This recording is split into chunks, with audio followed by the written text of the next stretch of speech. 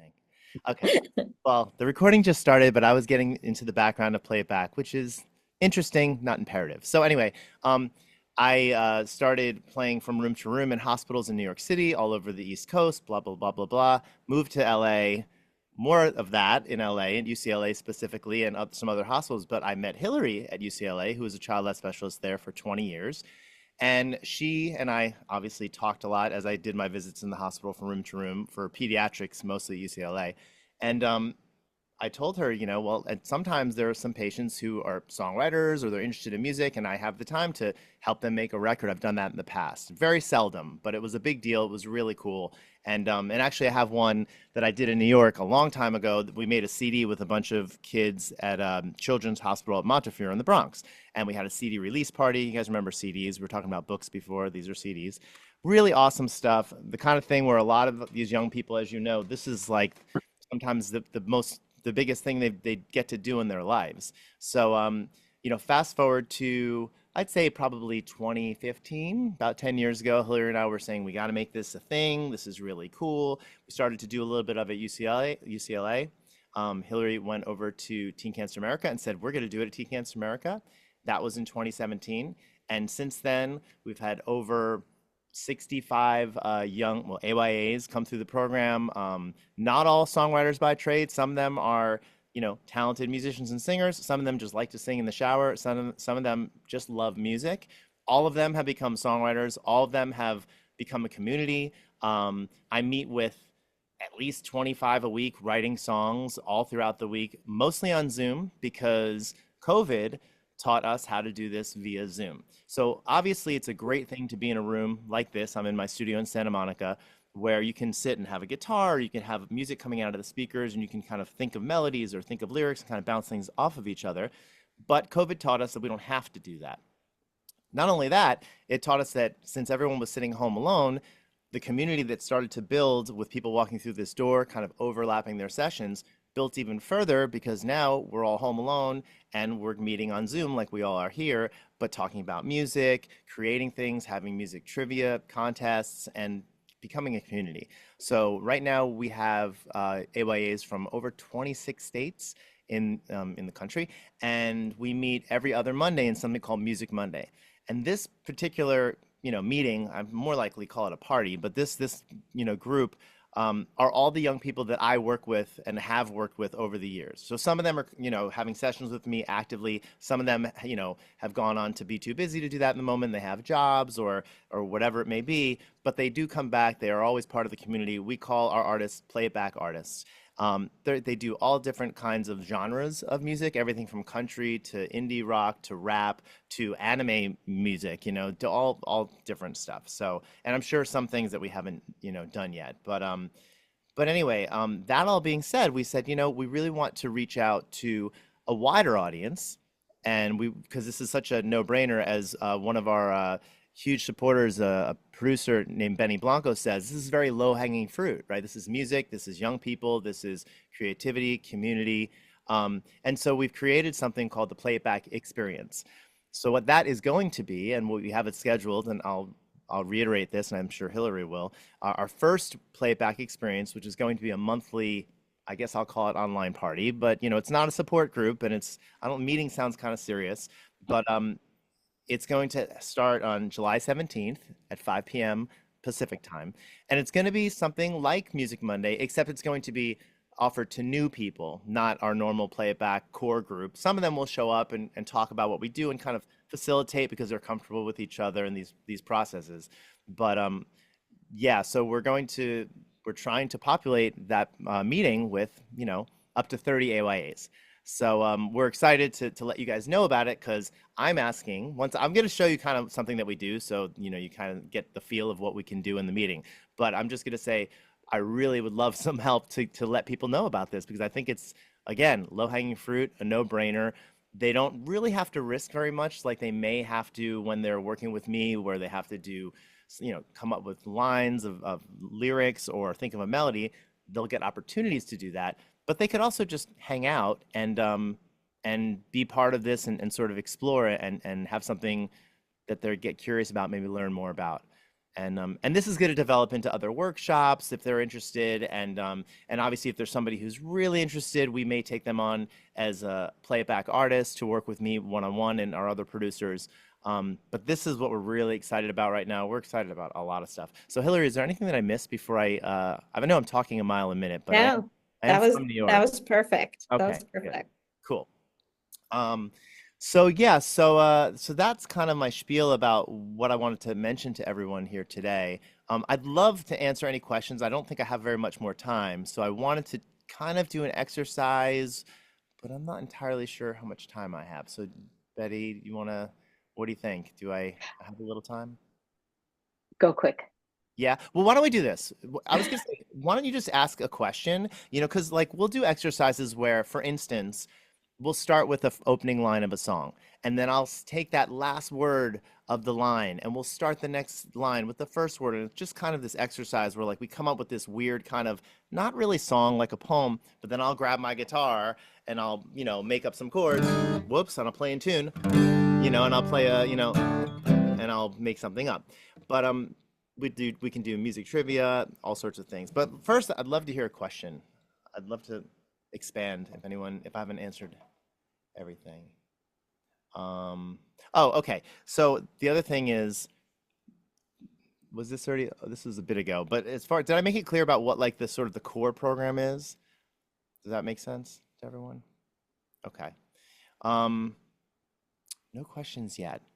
No question. All right. No I'll tell questions. you what though, Kenley, if anybody wants to ask questions, and Melody, I see you've got a thumbs up rather than a hand, right? If anybody has questions, this is on PAG. I put a link out there. And if you think of questions, if your patients ask questions after you share the flyer that you can download off of PAG, I'll happily get them to Hillary and Kenley both. So. Okay. Yeah. Oh, Hillary, you're muted. The only requirement is that you like music. You do not have to play an instrument. You do not have to sing. You do not have to know how to write. You do not have to know any of that. But if you like music and you want to come learn something about it and hang out with people who like music also and have that shared experience, then this is for you. So like Henley said, no pressure to do anything, to perform in any way, even to participate if you don't want to do that on the first one. But just come and join, and we hope that you share it with your patient population. And yes, you'll be bombarded with messages about it in the coming weeks as we try to fill up all the spots. So it will be the same day of the week every month. So I don't know what the Friday the 17th is. I mean, sorry, I said Friday. I didn't mean to say Friday, but July 17th is a Thursday. So it's going to be the third Thursday of the month, starting on July 17th. Yeah. Do I have another second to show something that we do in a way? Hold on, I can't see Sure. it. Yeah. Sure. Okay. Super quick. Yeah, super quick. Okay, this is very basic, but I'm just going to show you. Can I share my screen? Is that okay? Should work.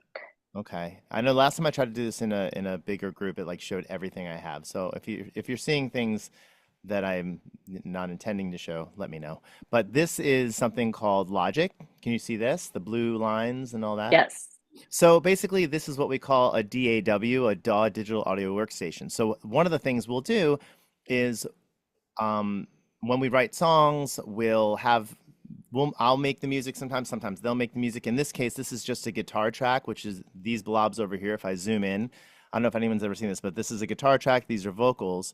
And so we build this up with guitar, bass, drum. And so this is the kind of thing where one of the things we'll probably do during the playback experience is to have different people sort of make sounds in their phones and send it in the chat, and then I'll build a beat out of it. But this particular thing I just want to play you is one of our newer artists, and he's just playing guitar and singing, and he's really good. Not everyone is on this level, but I just want you to sort of see what this is like. I don't know if anyone's ever seen this. Can you hear that? Yeah. I walk a hallway in my mind from a building torn down 10 years ago. Still guided to rooms now abstract. At least that's what I think is so.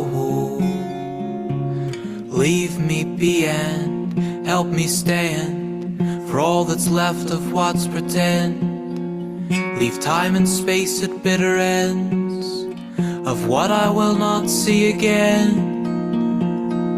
And here comes the chorus. Everything you thought you saw, everything you thought you might, everything's not out of mind, but everything is out of sight. Everything is out of sight. So I think it's really beautiful. It's kind of somber. We do stuff that's like pop, we do stuff that's hip hop, but this is pretty new. And I just thought I'd show you, like, he recorded his vocals actually with, I think maybe his phone, and he sent it to me, and then I put it, and we'll build up. We'll have drums on it, we'll have bass on it, we might put strings on it. And that's one of the things that we do. I could probably do an abbreviated version of that in the playback experience, which I think people might find interesting. Special guests is an obvious thing that we're also going to do. We have a lot of relationships in the music industry, and we'll have Q&As with some special guests as well. So that's going to be happening over the months. The first one is probably going to be like Song Making 101, where we talk about how we write songs and get everyone involved in that. So I think that's my spiel. And if there are no questions, thank you so much for listening. That was really fun. Kinley, I'm glad that we let you share that, because that was very moving, and that was very Pink Floyd like. Thank you, Rachel. I'm like, why do I know this sound? And I picture that in 1912 in my dorm room. Yeah. So that was great. Thank you so much Cool. for coming and sharing. Pleasure. My pleasure. Thank you for having me. Then the next part of our agenda, we have Anna Wehmer, and I hope I'm pronouncing your name correctly. I didn't think to ask. In German, it would be Wehmer. And Jeannie Sheridan from Expect Miracles Foundation. And I'm sure most of you know who they are through the name Sam Fund. And they are here to share what it is they do and have to offer. So take it away, ladies. Hi, everyone. I'm going to share my screen if that's right. Let's see.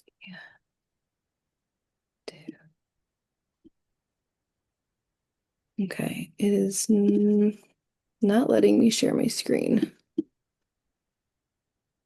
Is it saying that you can't? Yeah, let me. Alec, can you work some magic from behind the scenes? Jenny, are you able to share? I think it's my computer. Security says you can. Yeah, I think for some reason my computer's not letting me.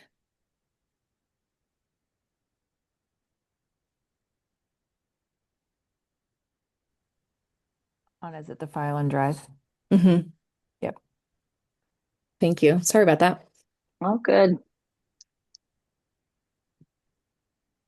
This past week, all my Zoom meetings have had the wrong link. And so I'm scrambling with 1 minute to go to provide everybody a new link. So it's the way it is. And look at that. That didn't even take a minute. So hi everyone, my name is Anna Wehmer. I'm the program coordinator at Expect Miracles Foundation and work with Jenny Sheridan to run our Sam Fund grant program to provide financial assistance to young adult cancer survivors. So a little bit about EMF. Our mission is to invest in life-saving cancer research while advancing the financial and emotional health of people impacted by cancer.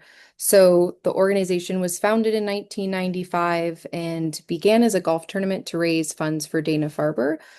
But in the last 30 years, we've expanded to support 3 different funds. So we have a Discovery Fund and an Innovation Fund at Dana-Farber Memorial Sloan Kettering, which supports cancer research, and then SAM Fund, which is our grant program that I'll be talking about today.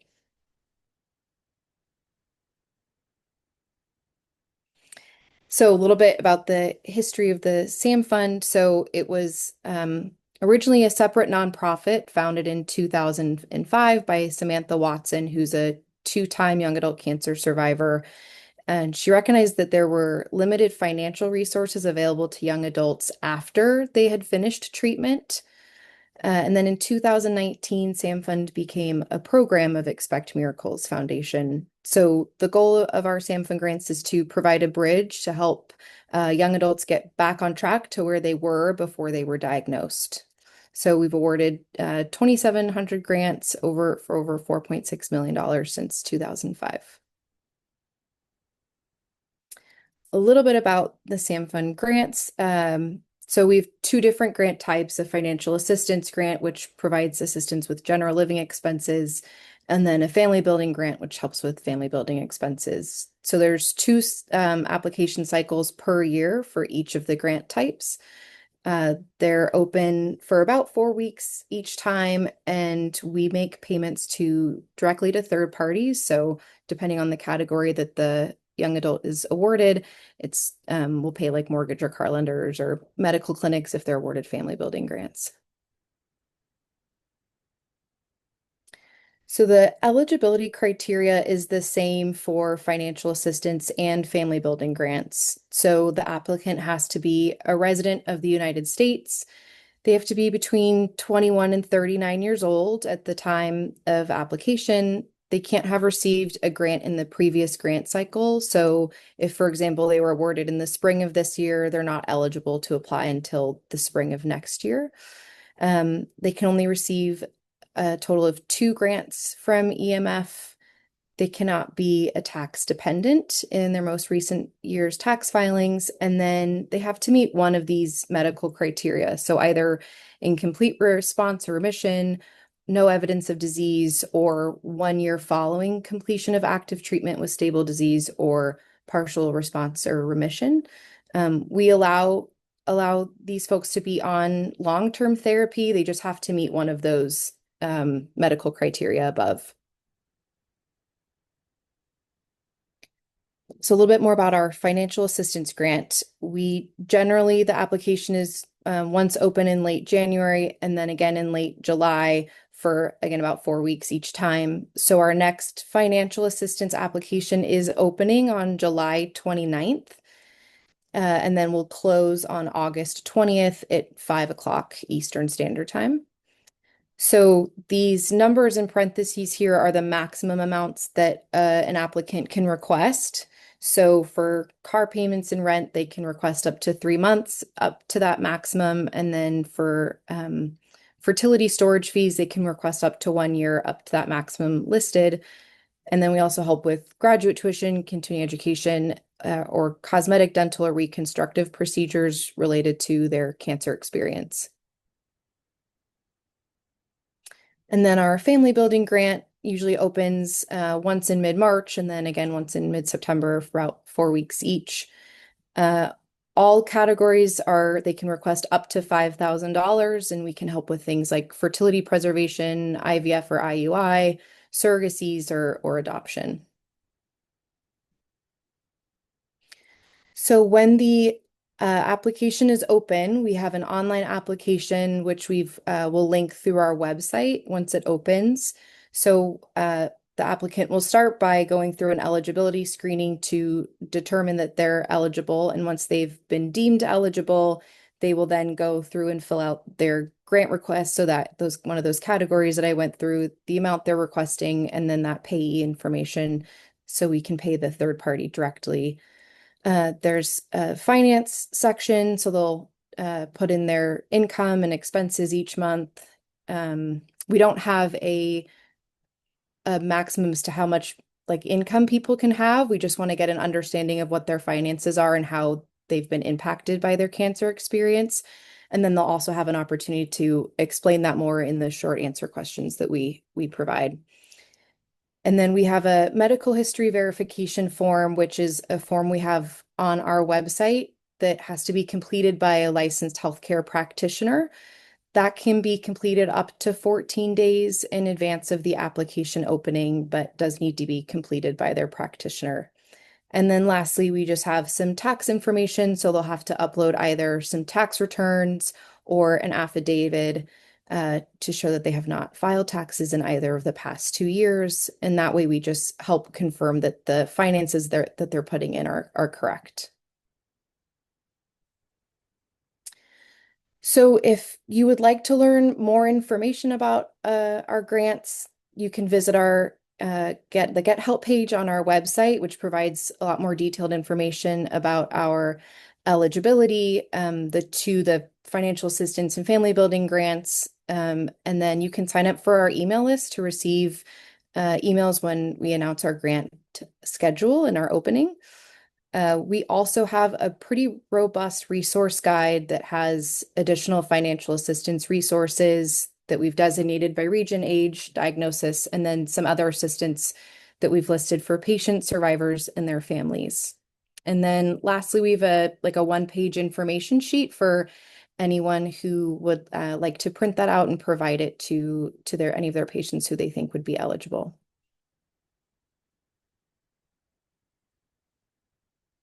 So that's my contact information. Please don't hesitate to email if you have any questions or if you'd like to get any additional information. But I'm also happy to answer any questions if anyone has some now. I have a quick question. Oh, sorry.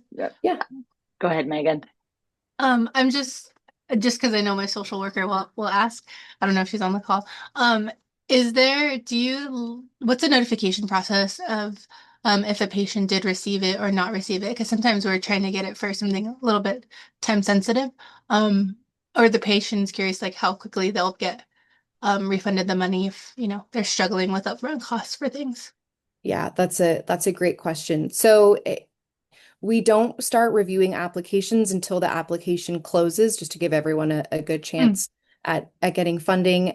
We go through a whole review process, and it usually takes about 8 to 9 weeks after the application closes.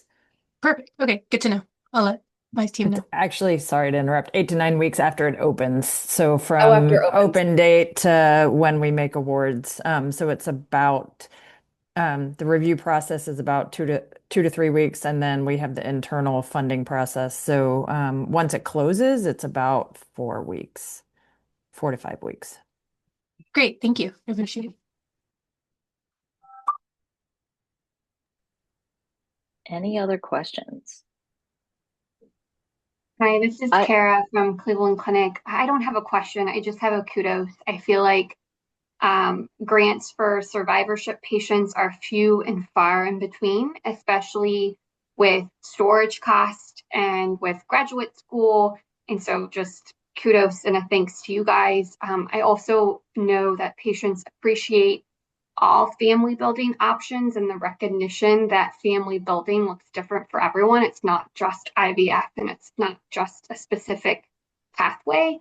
So thank you for supporting those individuals through whatever pathway they need. Thanks, Kara. Yeah, and I'll back that up. I mean, the fact that you help with dental and the storage, I don't know if anybody funds those two very, very needed aspects to, post-diagnosis. It's really, really amazing. And what did I 4.2 million or from SAM Fund alone? I have got to look this research up, but there was a recent piece that was done by Susan Parsons, MD out of Tufts, on financial toxicity. And there is definitely a huge impact, even on tiny amounts of money. And I know we had a call this morning with Grace Bingley from Rush, who is the AYA here in Chicago at Rush. And she was talking about some of the applications she's filled out and just trying to get enough money to cover like an electric bill and the difference that makes. So you guys are making differences, huge differences in so many young people's lives. Thank you. It's really incredible. And I bet everybody on this call knows exactly the type of work that gets put into offering these grants and then pursuing them. So I'm sure everybody here says thank you as well. Thanks so much, Betty. Thanks for having us. Do you have any, while you've got all of these people here, do you guys have any questions? You have the clinicians, the providers here. Do you have any questions of them as an organization who serves the patient population? No idea how to put my hand. I would ask if there's any ways we're really trying to expand our reach to make sure that young adults know about us. So if you have any suggestions as to how we can best reach additional young adults, we've done outreach to all of the AYA clinics that we know about using the list from Teen Cancer America and then doing individual research on our own. But if you have any suggestions about how to get this out there, we know that there's many young adults that aren't treated at these big medical centers that are hearing about us just through doing Google searches and trying to find options for some financial support. So it doesn't have to be right now. I can drop Okay. my email address in the chat too, and Anna shared hers. But those are ways that we're looking to grow and expand our reach so more young adults know about us. Excellent. That's really good to know for us because Teen Cancer America is trying to move out into more of the community settings. So we would be happy to share you there as well. And I'm sure many people here. We can share on the Onco Fertility Consortium. And I know Kayla from Elephants and Tea said that she would share the HIB, the Play It Back. I'm sure if she's still here, Kayla, you might have some avenues in which to share as well. And then Gina from Mercy in St. Louis, she's asking about how many grants are awarded each cycle. On average for the financial assistance grants, I would say around 100. We're able to fund about 50% of the applications that we receive. The average grant amount we're working on increasing that too to make a bigger impact. So the average grant amount right now is around $2,200 for financial assistance. And then for family building, we receive much fewer applications. I would say we fund around 20 each grant cycle, and the average amount for that is about $3,000 right now. Amazing. And do you work with organizations like Worth the Wait? We haven't worked with them, but they are a reference or a resource that we provide, especially for young adults that are looking for more immediate support for preservation before they have treatment, because our family building unfortunately follow that same timeline. So we can't provide as much support for like emergent preservation needs. So we do refer to Worth the Wait in those cases. Excellent. I saw recently they helped a family adopt. And so, and Yeah. again, that is another rare, right? That is an arduous process and is very costly. So thank you for that as well. And Gina just says that one of her patients just got a grant and it was a huge impact for him. So Love to hear that. And does it help? This is crazy, but if you have more applicants, does that provide you more fuel to go for more funding? It certainly shows the need, but probably yes, but at the same time, we hate to say no. Exactly. Yeah. Yeah. I appreciate that answer. But the need is vast. Go, Rachel. I'm so sorry. I cannot figure out how to put my hand up. I know there's a way and I can't figure it out. So I wanted to just ask you for fertility preservation, just to clarify some of these things for me. For fertility preservation, are there specific services that you're covering? Specifically, are you covering fees for OTC? TC, I'm blanking on. Ovarian tissue cryopreservation. Cryopreservation. Usually there's a storage fee cost for that as well. So Yes, we would not cover all of our that. patients get the $2,000. Since we work with the University of Pittsburgh, the $2,000 fee is kind of what I'm thinking. Sometimes they fall into that gray area where they don't qualify for philanthropic funds, but it's out of their reach to pay out of pocket. So you do, is that what you said? Yes, that would be covered. Oh, that's great. That's great news. Okay. And then the other question that I had was, just so I know that the storage cost is covered under the like the household expense, that's covered under that fund. And then we look for fertility preservation funds under the other one, the family planning one. Yes, that's correct. Okay.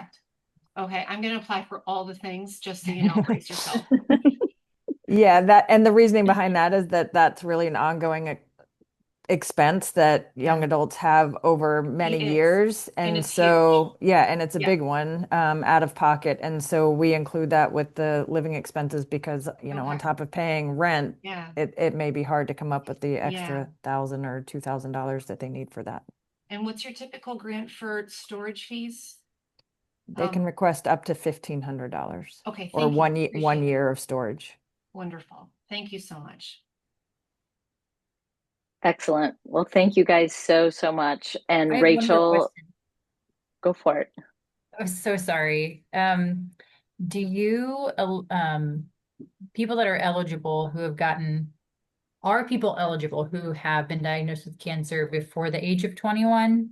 So like 15, 18? Yes, as long as they're between 21 and 39 when they apply, they can have been diagnosed at any age prior. Wow. I didn't know that. You guys are amazing. I would Getting just better and say better. for that, what we would look for is that their financial situation is related to their cancer treatment and diagnosis. So, and we see a lot of that. Dental in particular, where people are having dental issues in their 20s and 30s due to chemo when they were a child. We have funded plenty of those, or side effects related to cancer in their teens that are impacting their ability to work or pay their rent. And so looking for that connection to their diagnosis and treatment that's impacting their financial situation. Makes complete sense. Well, Rachel Murphy Banks, I don't know if you are on the call, but Rachel Murphy Banks is who connected me to both Anna and Jenny. I said Jenny, sorry. And this was so, so, so fabulous that you came and shared. And I think you will be getting a few more applications this time. People seem to be very excited. Kayla, thank you for offering to share across ENT's platforms, and anybody else who's able to share, please do so. Thanks. Thank you. And I'm going to share my screen one more time, because now we're going to be in a bit of a discussion. So this means I need and would like for people to, let's talk about the number of AYA specific staff. Let me explain. Let me go back up. We have sites in all different stages of AYA programs. We have some sites that are first starting, of course, and we have some sites that have been around for, I don't even know, 5, 6, 7 years, even longer. And so we have programs that are actually building staff now. And with building staff, there's some growing adjustments to be made when your staff gets bigger, and who takes on what roles. And then there's also some questions with some of the new people. It's like, well, they want to learn what roles are offered and being used at AYA programs, and who is working across pediatric and adult, and what are those roles specifically. So if we could have people actually share the number of AYA specific staff, their role and background, and I want you to share in conversation. I'm going to plop these into the chat. How these roles are integrated in adult and or peds. And then what's the value add of your program beyond your current standard of care at your institution? And that comes up in a lot of conversations that we have with different sites when they are trying to sell the program under the roof. Sometimes some providers or some professions feel like the AYA program is trying to take the patient, and I believe everybody in this room is always adding, right? We add. It's just AYA programs are not that prevalent and people don't know. We still have to build AYA awareness everywhere, right? So we would love to hear from you. And actually, I'm going to type while you talk on my other screen. Would anybody like to volunteer, or should I call on somebody? Oh, yes, Kara. Excellent. And I have to turn my head. So sorry, guys. No, it's okay. So my team growth is actually very new and not established yet. But it's all thanks to the TCA seed program that I got stakeholders' attention. And so I am forever in debt to you guys. We just got a position approved for an AYA psychiatrist that will be shared with both institutes, that I am so excited about, and just had an interview on Friday with, and I love the candidate. So I'm like trying to keep my fingers crossed. With the need for sharing of resources. Betty, you kind of alluded that to like the program ad, is that with young onset AYA and survivorship, myself and Dr. Thomas have really pitched, hey, let's share. We have a lot of the same goals, but let's share. And so that has really been helpful, that approach, as opposed to, hey, we're just going to have this resource and only for a specific small group or small division or small institute. And so that has been helpful in the pitch. We also have a research coordinator that will be working with us, just doing our AYA database that we were able to pitch and prove. We also are going to hire another coordinator, and we're starting to, and I've been mentoring the young onset colorectal coordinators. They're through a different funding, and they've been a little bit more well established, but we're coming together as teams versus trying to work in silos. We also in this process hired the AYA social work navigator, and then also a physician lead in our adult institute, onboarded very closely when we received the funding. So we were anticipating him, but that was super helpful. I'm missing someone, and I feel, administrative support. I had a admin reach out and was like, I love what you're doing. Can I help you? And so worked with her boss on, hey, can I steal X amount of hours per month? And just trying to see where that goes. So I think I have everyone. I'm trying to make sure I answered all your questions. You did, Kara. Everything is shared. Nothing is just for one institute anymore. I do not have and will not promote one group having one thing over the other, one resource over the other. And then is your coordinator a nurse or no? So the coordinator will be someone that is, I actually got 3 approved. We're trying to get 1 through. Finances, are never a guarantee. So they will be actually not a nurse, not a social worker, but could be if that was the right candidate.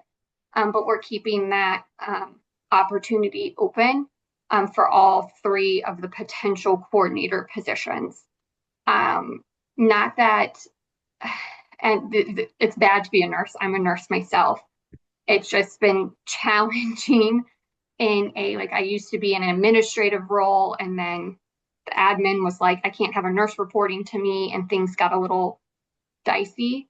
And so I'm trying to make sure that people can have some fluidity and not be so rigid if we can. Now, if we find a nurse, great. But that's not going to be our target right now. If that makes sense. You also use the word, I think, together, social work navigator? Yes. So the social work navigator she works in both institutes, and she does the AYA needs assessment, and then she does our programming. She is amazing and a AYA survivor herself, and she really understands and is a great addition to our program. I just got her out of orientation, and so just going to see her fly from my little nest. So really excited to have her.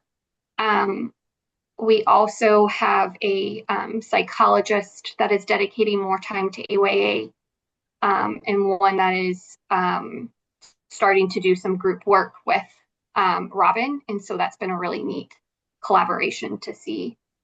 We really emphasize that we're trying to enhance the work that everyone is doing, and everyone's doing an amazing job, because typically you don't see psychology and social work together. And so it's been really neat to kind of see some collaboration among disciplines that you don't typically see. Sorry, I talked way longer than I anticipated. No, that was really great, Kara. And I'm going to add the program ad, which I just typed down, enhance the work everyone is doing, and everyone is doing a good job. Is that your tagline to get people on board to refer? That is my tagline, especially with Robin's role being a social work navigator, the social workers are typically like, hey, I don't want to lose this population. This is population that I really am passionate about. And so I always emphasize that we are not stealing patients. We are enhancing the work that they are doing. We are focused on programming and AYA specific resources. We have no intention of taking on as a primary role, and we still refer back to them for those acute barriers to care. So actually, I've been proving the case that we need more social workers, and so got a disease team, an additional social worker that's not AYA specific, but in general, because they're like, oh, wow, like, yeah, we do need another social work. I feel like it's taken a lot of time for people to understand what is happening or what we're trying to pitch. There have been a lot of rough patches and a lot of explaining and re-educating and promising that I'm not trying to take their job. Excellent. Thank you so much, Kara. Megan? I want to echo all of Kara's sentiments in terms we take the same approach as like we're not stealing, we're just enhancing. So right now our staff is made of me as the program manager, Estella Barrios, who's our social worker. They call it her program specialist. She's a program specialist for the AY program. We have a activities coordinator, and then we have a part-time resource coordinator. So it's the four of us. The only one who truly is 100%, well, I think, so our resource coordinator and Estella are fully like dedicated to the AY program. I'm part of half and Davis is half. So we did it a very unique strategy. Well, Dr. Armenian did it this way. He got philanthropic funds and he basically recruited already established like people here at the institution. So Davis was the pediatric activities coordinator. So we took on his salary and we expanded his role to be inpatient and outpatient activities coordinator for both pediatric and AYAs. So luckily we bridge so he can do both. So he manages all of our outpatient programming and he does all of our events, which is pretty time consuming on top of being our inpatient guy, not only on the peds floor, but for all the AYAs inpatient. So that was that. Stella was also already a social worker at City of Hope, 10 years of experience. She was looking for growth. So it was easy to pluck her out and make her our dedicated AY social worker. That was really key to get buy-in from social work. She worked in lymphoma, which is an AY heavy, AY heavy department here. So she had really great relationships with most of the heme doctors. So that helped a lot. And then I already worked with Dr. Meeting on the research side. So we were doing AYA non-treatment research studies that I was already getting up and running and overseeing. So he just like plucked people who are kind of already very involved and then took over our funding. So we're still like Estella's under the Department of Social Work. Davis is under rehab. I'm under research operations. We're just funded with philanthropic funds. So that's kind of how we're uniquely doing it. And as we slowly build like justification to be put on like hard money, not just grant money. So that's kind of how we work. And we did the same. Megan. Yeah. So I understand that you're philanthropic right now. I'm kind of in the same boat with certain positions or part of their positions. Have you pitched, and this is what I'm pitching now, and if anyone has pitched this before, please let me know how it worked out for you. But for example, we're working on a holistic practitioner, and I'm trying to get oncology and integrative medicine to share the role, to share the funding for that role, and to split it 50-50. Have you, or are you thinking about doing that? I know you have a couple different institutes in your. Yeah. So in an ideal world, we're hard funded by the Department of Supportive Care, which is pretty robust and well funded, just not well funded for us yet. And then hopefully pediatrics takes on, the other support, this other supporting role. So yeah, that would be, we do have an integrative oncology, program that's getting, it's currently building. But we're also I know Dr. Amin has led us for a majority of the time, but he's just like tapped out. So we're trying to recruit a doctor to, because our institution also wants bigger AYA out. They want Sure. more than just what we do. So hopefully maybe with Right. their role comes a new reporting structure and advocate for hard money funding. Awesome. Thank you. Hard money funding. I like that term. Michelle. Yeah, here at the University of Iowa, we have, I'm our AYA program manager. We also have we call them an AYA patient and family life specialist, which they are a certified child life specialist. So I guess you would also put them in the activities therapy bucket. And then we also have an AYA nurse navigator. And our positions are all see both on the adult and the ped side. And we also got money from Teen Cancer America like 3 years ago to hire a social worker, and that just has not come to fruition yet. So the job's been posted, we just can't fill it. For real? For real. Anybody know where are you? Iowa City? I always forget. University of Iowa. Yeah. Anybody on the call? No? Anybody in that? Weird. I need to. It's political, I think, because it's a position below what the current social workers are, so nobody wants it because it's a level below. I got to figure some things out, but we will someday have a social worker. Michelle, if you need any brainstorming with anybody on this call over that or any of us, please reach out. Michelle, just some solidarity, it took me a very long time to find my unicorn. I call Robin my unicorn. But we did have someone in the position for a short period of time while I was on maternity leave that didn't pan out. But it did take us a solid almost 2 years to find someone. So, okay. Excellent. Anybody else want to go? And I think we're going to continue this into next month because it seems like everybody is learning. And I think I can see a couple of head gears spinning in some people's heads. Might want to think about this a little bit and then come back next month. And I will say, as far as the added value goes, I hate to just kind of toot our own horn, but like I've been able to find resources for cancer patients in Iowa, like for AYA, but then they've also trickled over to the, above AYA age. And so, that makes us, it's like, why aren't you giving out these hotel vouchers? This, nonprofit organization pays for cancer patients in Iowa to spend the night before their appointment.